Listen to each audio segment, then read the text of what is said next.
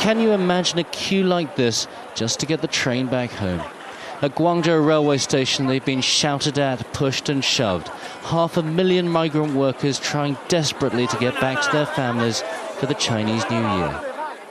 The trains have now started to get through after a week of delays caused by snowstorms all across southern China. Millions of people emerging from journeys that have taken days and not hours. The UN family were on the train from Guangzhou for nearly a day, but the smiles on their faces suggest it was worth the crush on the train. There wasn't even enough space for me to put my feet on the ground.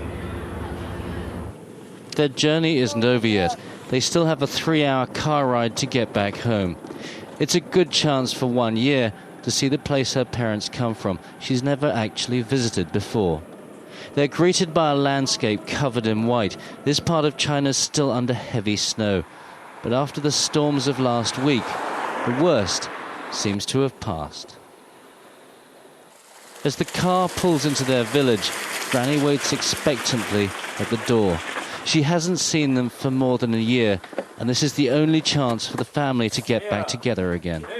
Relatives flock in to say hello, as the kids get a taste of real home cooking.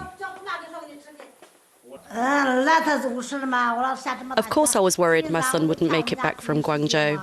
With all the snow, I had to check the TV news every day to see if they could get through.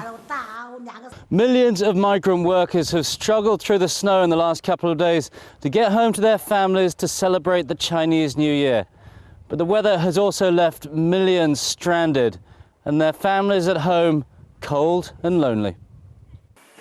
Just down the road, Mrs. Lee is setting the table for a New Year's feast that no one will eat. It's part of a ritual to honor her dead husband. She sets 3 places for herself, her husband and son. But as she prepares a toast to honor him, she explains that their son can't be there.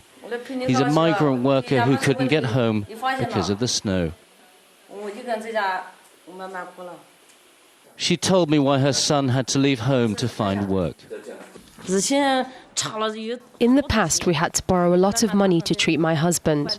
But even though we tried very hard, he died, and we had huge debts. She sits alone in her freezing home, looking out at the snow that's left her cut off from the only family she now has left.